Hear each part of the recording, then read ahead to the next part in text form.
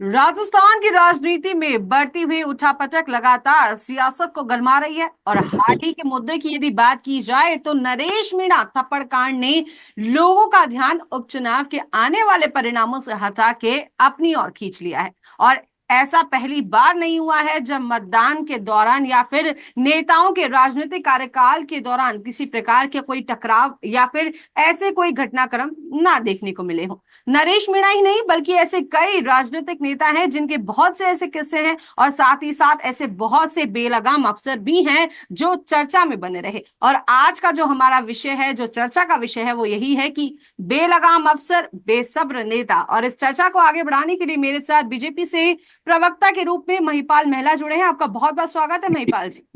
साथ ही नमस्कार मैम। कांग्रेस से प्रवक्ता के रूप में मेरे साथ में जुड़े जुड़े हैं जितेंद्र सिंह नरूका। जितेंद्र जी, बहुत बहुत स्वागत है आपका पंजाब केसरी में।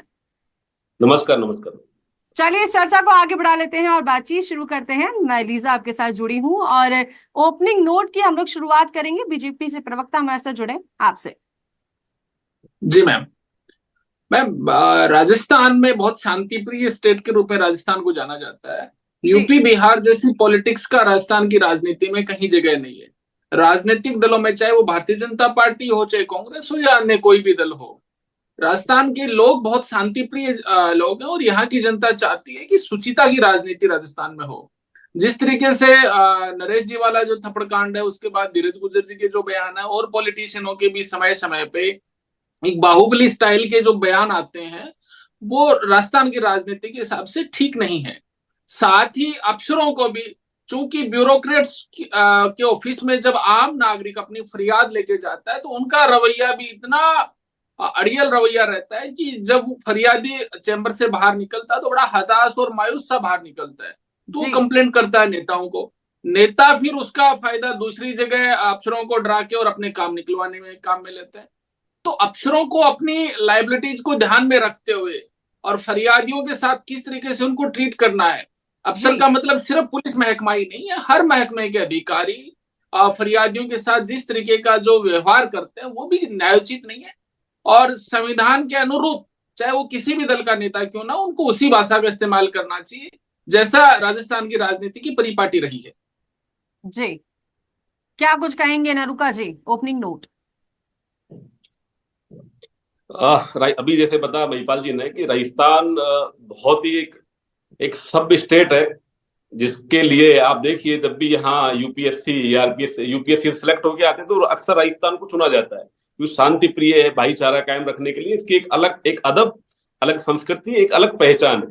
तो इसलिए ये सही बात है, लेकिन एक लोक सेवक की भूमिका में उनको एक अच्छा मधुर व्यवहार उनको रखना चाहिए, ना जी कि उनको डॉनगिरी गुंडागिर्दी जैसे तानाशाही रवैया को अपनाना चाहिए। क्योंकि लोक सेवक की भूमिका ही ये होती है कि वो जनता के बीच में जाके एक अच्छा अपना एक अनुशासित तरीके से अपना रवैया अपनाए, जिससे सरकार की भी योजनाओं का लोगों तक पहुंच सके और एक अच्छा व्यवहार वो कर सके। जी, मेरा सवाल महिपाल जी आपसे है। जो नरेश मीणा जी थप्पड़ मैम। कांड हुआ उसे आप किस तरीके से देखते हैं? बीजेपी पार्टी किस तरीके से देखती है? 100% जिसकी जितनी कड़े शब्दों में निंदा की जाए उतनी निंदा हम लोग करते हैं। राजनीति में कहीं ये जगह नहीं है। ये तो चुनाव का समय था, चाहे वो प्रत्याशी हो या फिर और कोई अन्य दल का कोई राजनेता हो। जी कहीं जगह नहीं है कि एक एसटीएम जो अपनी चुनाव में ड्यूटी कर रहा है और आप उस पे थप्पड़ मारते हैं जी और उसके साथ अभद्र भाषा का इस्तेमाल करते हैं। तो ये कतई, और महिपाल महला और भारतीय जनता पार्टी की बात नहीं है मैम। चाहे आप हो, चाहे नरूका साहब हो, कोई भी सभ्य आदमी, सभ्य समाज का व्यक्ति इस बात को स्वीकार नहीं करेगा कि एक जी एसटीएम भी नहीं, एक आम कर्मचारी भी जो चुनाव आयोग में काम कर रहा था, निष्पक्ष चुनाव करवाने में जिसकी बड़ी भूमिका होती है। एसटीएम तो वहां का मजिस्ट्रेट था और उसके साथ इस तरीके का जो दुर्व्यवहार हुआ, कतई वो न्यायोचित नहीं है। जितने कड़े शब्दों में निंदा की जाए उतनी निंदा करते हैं। उसके बाद पूरा गांव, जिस तरीके से समरावता गांव तबाह हुआ है हर जी तरीके से, अब लोग तो और तबाह के साथ साथ आज पूरे स्टेट में उस गांव की चर्चा है। गांव का गांव खाली हो गया, कितनी बाइकें जली, कितनी वहां संपत्ति का नुकसान हुआ, चारे से लेके घर तक फूके गए, पूरा गांव बदनाम हुआ। कोई भी नहीं, ये नहीं चाहता है कि मेरे गांव की बदनामी हो या मैं जहां रहता हूं वहां इस तरीके से पॉलिटिकली पार्टियां उसको टूल के रूप में इस्तेमाल करें। उस गांव को टूल के रूप में इस्तेमाल किया अपनी सस्ती लोकप्रियता को आगे बढ़ाने के लिए, जो कतई स्वीकार्य नहीं है। जी, लेकिन एक कहीं ना कहीं लगातार इस तरीके के आरोप लग रहे हैं कि वहां पर जो एसडीएम रहे अमित चौधरी, उनके ऊपर आरोप लगे कि वो लोगों से जबरन वोट डलवा रहे थे। वो अभी उसका फैसला नहीं है मैम, वो तो अभी जांच का विषय है कि जबरन वोट उन्होंने डलवाया कि नहीं डलवाया, वो जांच का विषय और वो जांच हो रही है। मान लिया कि उन्होंने वोट डलवाए भी, तो ये आपको किसने अधिकार दे दिया कि आप एक चुने हुए अफसर पे आप इस तरीके का उसके साथ दुर्व्यवहार करोगे? मुझे नहीं पता कि उन्होंने वोट डलवाया कि नहीं डलवाया, और जी वो जांच का विषय है। पर वोट डलवाने का मतलब चुनाव आयोग में आप उसकी कंप्लेंट भी कर सकते हो, और भी बहुत सारे तरीके हैं। आप थप्पड़ मार के उसको जलील करके और उससे ऐसी भाषा का इस्तेमाल करके आप क्या साबित करना चाहते हैं, समझ से परे है। जी, आपकी इसी बात को आगे हम कंटिन्यू करेंगे, लेकिन इससे पहले एक बार जो है जितेंद्र जी, सेम सवाल मेरा आपसे भी यही है कि ये जो पूरा घटनाक्रम हुआ, थप्पड़ कांड जो ये हुआ, इसे आप किस तरीके से देखते हैं, कांग्रेस पार्टी किस तरीके से देखती है? मैडम, मैं आपके चैनल के माध्यम से बताना चाहूंगा कि आखिर थप्पड़ तक ये नौबत आई कैसे। ये एक बड़ा सवाल है अपने आप में कि वो जी पूरा गांव पूरे गांव को एक बड़ा एक उन्होंने सभी लोगों ने मंथन करके एक मीटिंग उन्होंने आयोजित की, सभी ग्रामवासियों ने, और वो एक धरने पड़ताल पे वहां लोग बैठे। उनकी जो मांग थी, उन्होंने उस मांग को, जब उनकी कोई मांग थी कि उन्होंने विरोध किया कि पूरा गांव मिलके कि हम मत नहीं करेंगे, क्या लोकतंत्र में लोकतांत्रिक तरीके से क्या आपको जी अपना बात रखने का अधिकार नहीं है? तो उन्होंने उसी लोकतांत्रिक रवैये से उन्होंने अपनी वो बात को रख रहे थे और उन्होंने कलेक्टर साहिबा तक भी ये मैसेज पहुंचवाया। लेकिन ऊपर से कोई बड़ा आला अधिकारी ना उनकी बात को सुनने के लिए वहां आया। और उसके बाद पूरे जब अभी आपने देखा होगा कि मीडिया चैनलों के माध्यम से एसडीएम साहब ने खुद ने ये स्वीकार किया कि कलेक्टर साहिबा का मेरे पास फोन आया और उनका ये फोन था कि एक दबाव था कि हर सूरत में मतदान होना चाहिए। तो ये इस तरीके का जो उनका जो एक रवैया था, और जिसका आपने देखा होगा कि जिनसे मतदान कराया गया वो उसी गांव की एक महिला थी, जो कि कर्मचारी, जो कि आंगनबाड़ी के अंदर में एक छोटी सी एक महिला कर्मचारी थी, काम करती थी। उनके ऊपर एक बड़ा प्रेशर बनाया। प्रेशर बनाने के बाद जब वो महिला मानी नहीं, तो उनके साथ बदसलूकी करके हाथ वगैरह खींच के उनको जबरदस्ती तरीके से वो मतदान कराएगा। जब मतदान का जब इस बात का लोगों तक पता, तो लोगों में उग्र एक रूप देखने को मिला। ये बात गांव तक पहुंची।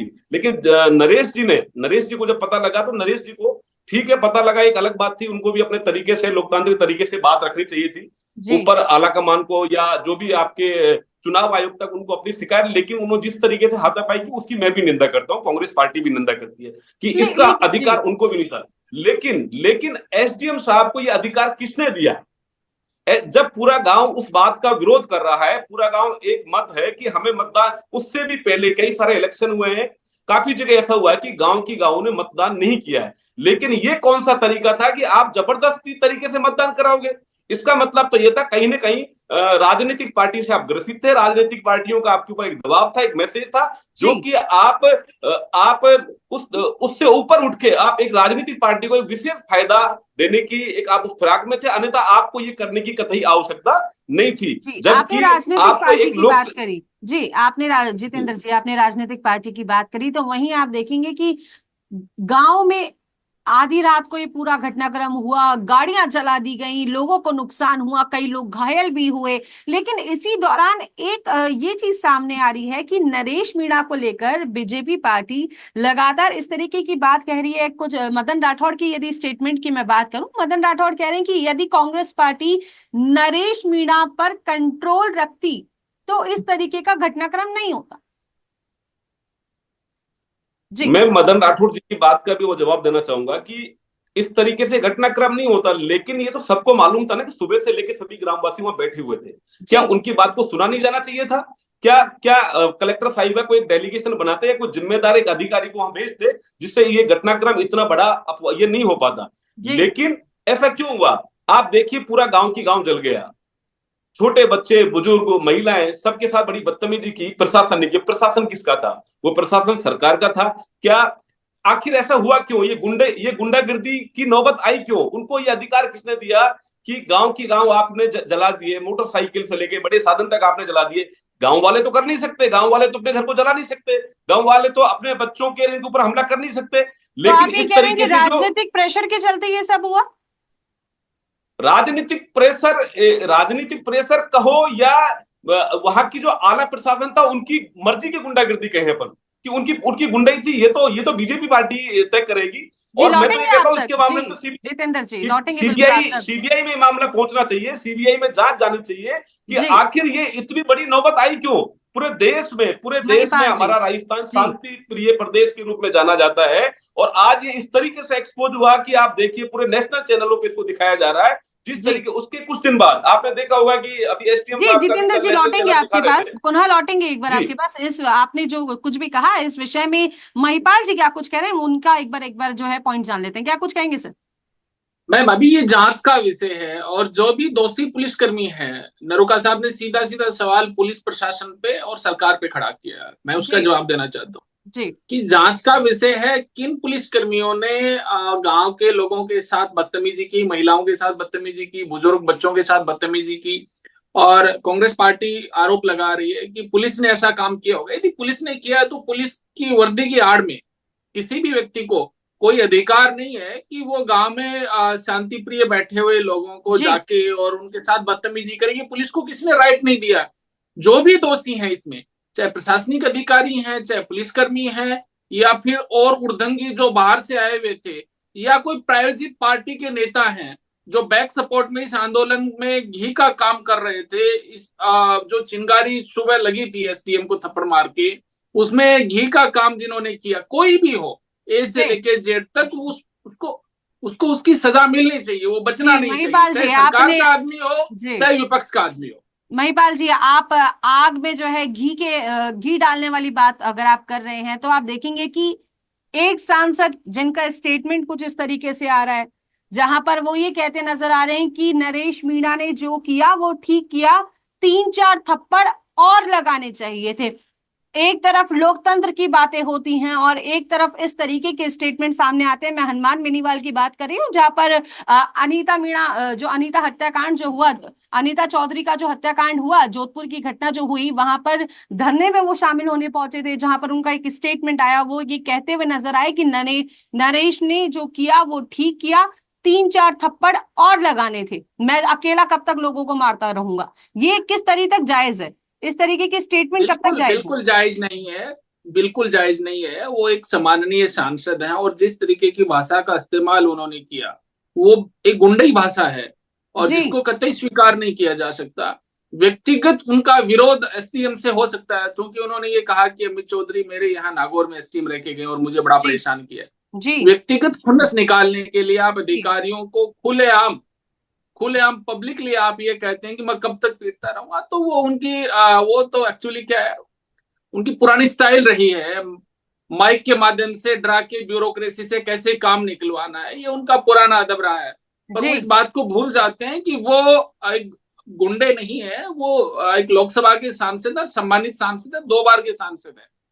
जी इस तरह की भाषा का यदि वो इस्तेमाल करते हैं तो मुझे जी नहीं लगता कि कोई भी व्यक्ति, सभ्य व्यक्ति, उनकी इस बात से सहमत होगा।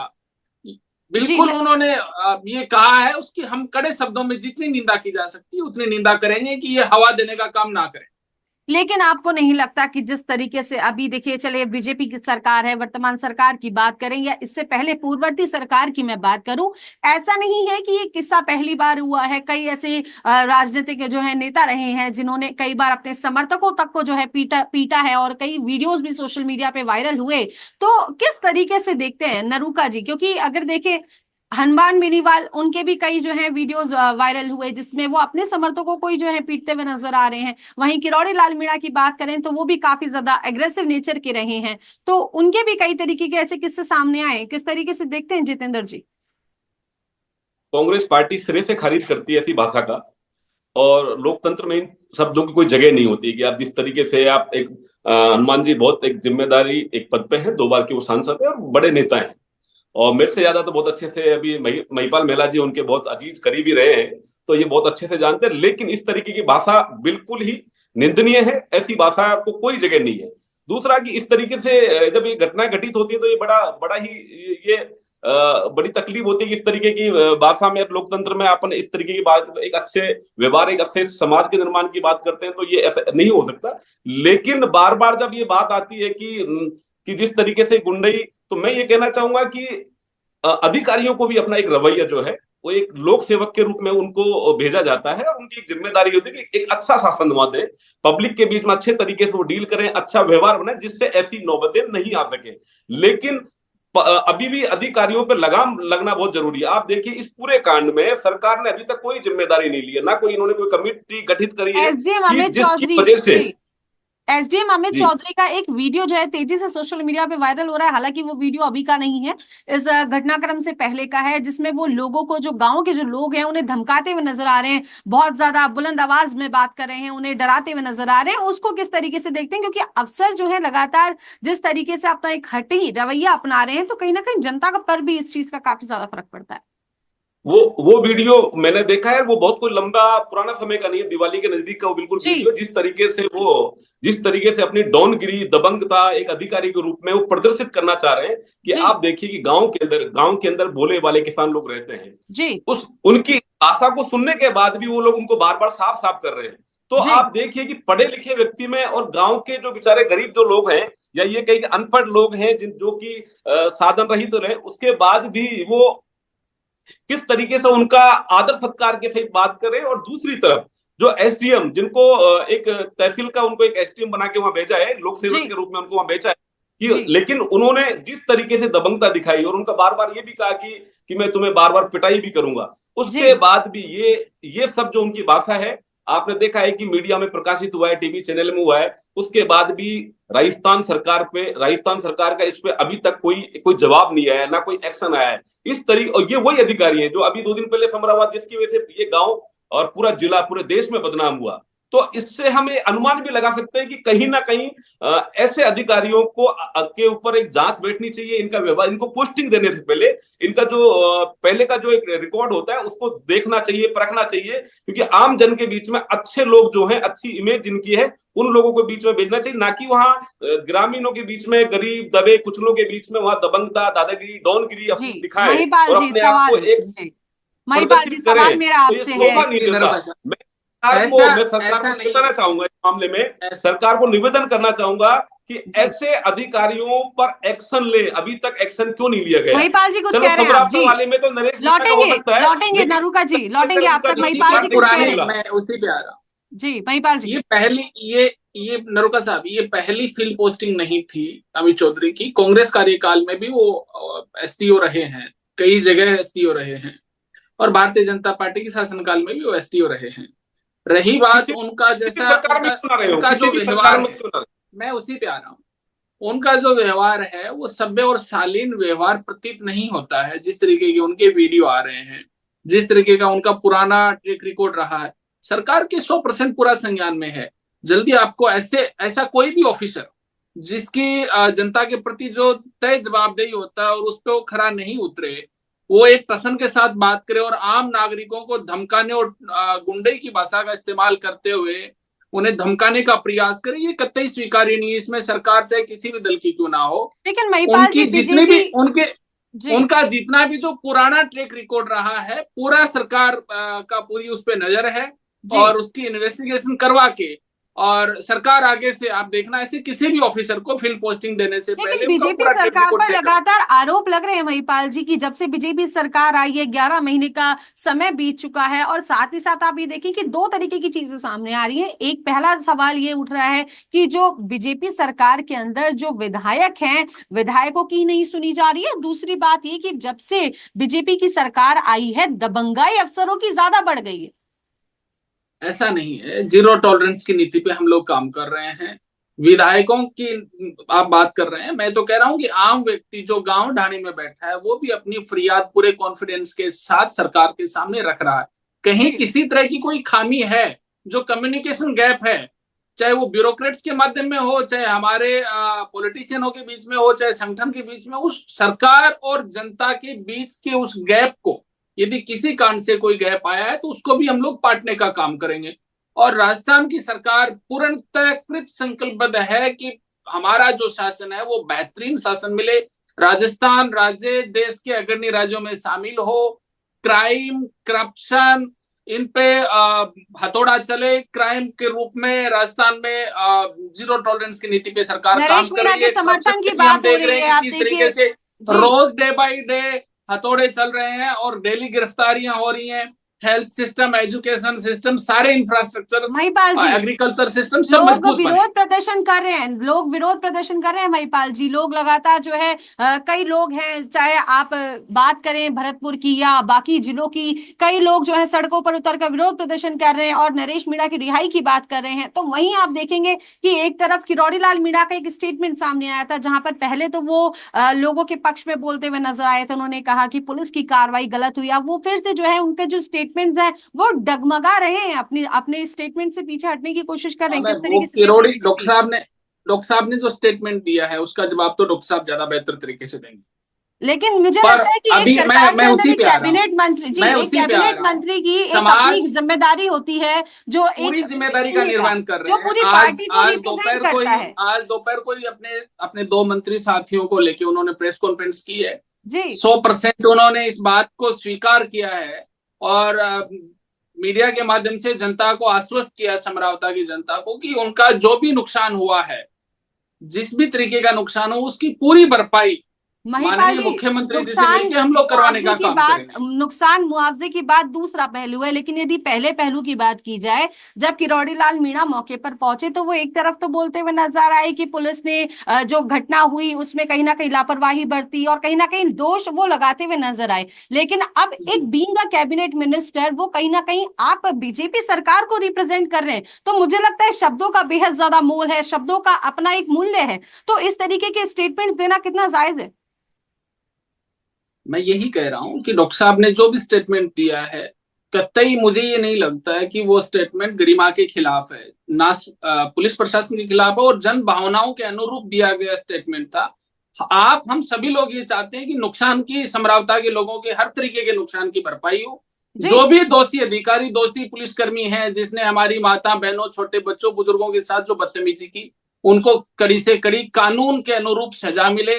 जी समाज जो रिहाई की मांग कर रहा है, समाज सामाजिक भावनाओं से अपना काम कर रहा है, कानून संविधान के अनुरूप अपना काम कर रहा है, कोर्ट अपना काम कर रही है, इन्वेस्टिगेशन एजेंसी अपना काम कर रही है, और सरकार ये चाहती है कि जो दोषी हैं उनमें एक भी अधिकारी से लेकर कर्मचारी तक, चाहे कोई बाहर से आए हुए असामाजिक तत्व, कोई उसमें बचे नहीं। बीजेपी समाज की सामाजिक सरकार है भावना के अनुरूप जी, अपनी मांग कर रहा वर्तमान है। में समाज भी राजस्थान अपनी में। जगह ठीक है मैम, जी समाज बिल्कुल, भी अपनी वर्तमान जगह में ठीक है। जी, अगले और क्वेश्चन की तरफ सरकार बढ़ ये लेते हैं। चाहती है, डॉक्टर किरोड़ी लाल जी ये जी चाहते हैं, सरकार के सारे लोग ये चाहते हैं, नुमाइंदे, जी कि जी समरावता गांव की जो 36 बिरादरी की जनता है उसके जी हर तरीके के नुकसान की भरपाई राजस्थान की सरकार करे। जी बिल्कुल। जितेंद्र जी, आपसे मेरा अगला सवाल है कि देखिए, वर्तमान में राजस्थान में बीजेपी की सरकार है। एक तरफ यदि ओरन मामले को देखा जाए, जहां पे जो घटना है जैसलमेर की अगर मैं बात करूं, 16 प्लांट्स लगने के चलते वहां पे लगातार विरोध प्रदर्शन हो रहा है।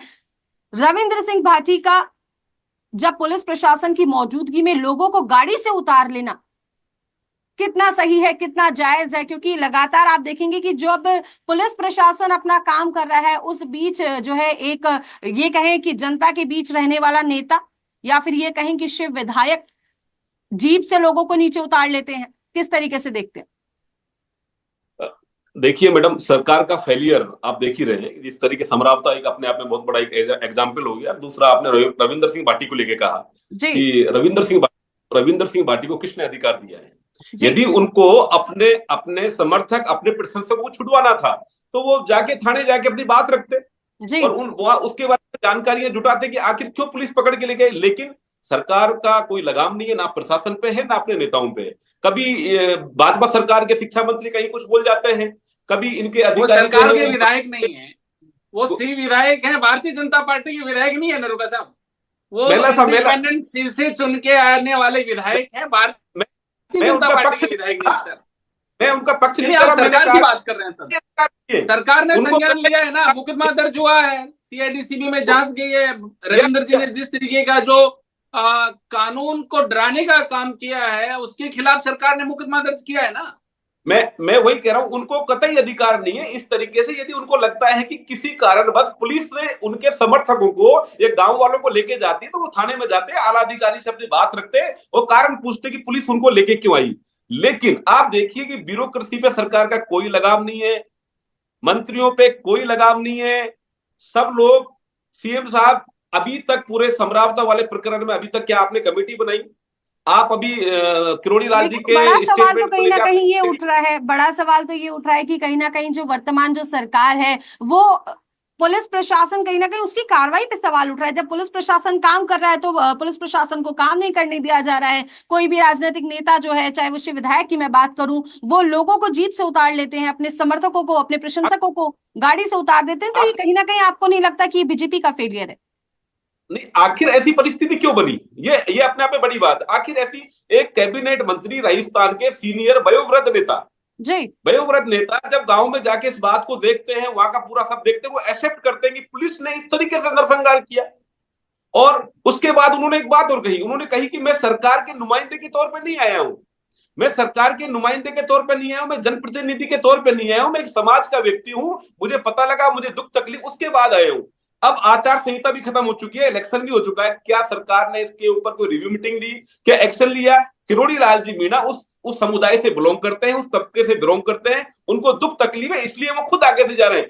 लेकिन जी सरकार ने कोई बड़ी जिम्मेदारी नहीं ली है, ना ही ऐसे अधिकारियों पे अभी तक कोई एक्शन लिया है। जबकि दूसरा वीडियो उस अधिकारी का एक्सपोज हो चुका है, आप देख रहे हो उनका रवैया। तो इसलिए सरकार पूर्ण तरीके से फेल है। जी चलिए सरकार पे ना बिल्कुल। ब्यूरोक्रेसी है, ना अपने नेताओं आप पे, ना अपने नेताओं पे भरोसा है सरकार का, और ना ही नेताओं को अपने मुख्यमंत्री जी पे भरोसा है। ये कितनी चलिए इस बड़ी चर्चा विडंबना है, आप को, जी देखिए। जी, इस चर्चा को जो है एक अंतिम जनता रूप का देने का काम कर मुख्यमंत्री लेते जी हैं। पे भी महिपाल जी, भरोसा है, नेताओं का मुख्यमंत्री जी पे भी भरोसा है। महिपाल जी और अपनी बात सुशासन रखिए जो क्लोजिंग नोट के साथ में। महिपाल जी अपनी बात जरूर रखें सुशासन आप जो 11 क्लोजिंग नोट के महीने साथ। की राजस्थान में सम्माननीय भजनलाल जी की सरकार ने दिया है, हम कृत संकल्पबद्ध है कि किसी भी व्यक्ति के साथ जी कोई गलत दुर्व्यवहार ना हो और दोषी उसमें बख्शे नहीं जाएंगे। जिन जिन लोगों ने समरावता के बुजुर्ग बच्चों के साथ जो गलत किया है, आपको जल्दी पता लगेगा, उन सभी लोगों पे न्याय जी, संगत कानूनी कार्रवाई होगी। क्लोजिंग नोट ले लेते हैं एक बार। जितेंद्र जी आपसे क्या कुछ कहेंगे? सरकार 11 महीने में सरकार ने वाहवाही लूटने के अलावा कोई काम नहीं किया। सरकार, आपने देखा कि इससे बड़ा उदाहरण कोई हो नहीं, सरकार फेलियर है, ब्यूरोक्रेसी बेलगाम है, उनके ऊपर किसी प्रकार का कंट्रोल नहीं है, ना डर है ना भय है। वो आप तो एक सरकार कांग्रेस विफल है। पार्टी के प्रवक्ता की हैसियत से कह रहे हैं, आपका दिल भी जानता है कि राजस्थान में 11 महीने में क्या हुआ है। सरकार पूर्णतः विफल है।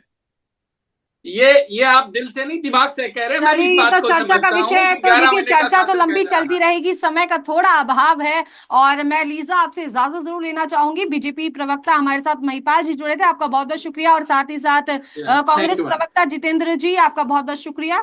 आप लोग पंजाब केसरी के साथ जुड़े इस चर्चा में। तो फिलहाल देखिए राजस्थान में एक मुद्दा गरमाया हुआ है, और नरेश मीणा थप्पड़ कांड जिसने राजस्थान की राजनीति को गरमा कर रख दिया है। अब देखने वाली बात यह है कि इस पूरे मामले के आगे क्या कुछ रिजल्ट्स आने वाले हैं, क्या कुछ इसमें फैसला आने वाला है, ये तो वक्त बता पाएगा। लेकिन 23 नवंबर को जो है उपचुनावों के परिणाम आने वाले हैं, और उसका क्या कुछ रिजल्ट देखने को मिलेगा और क्या कुछ उसका असर दिखेगा, ये तो वक्त ही तय कर पाएगा। तो फिलहाल के लिए देखते रहिए पंजाब केसरी राजस्थान। नमस्कार।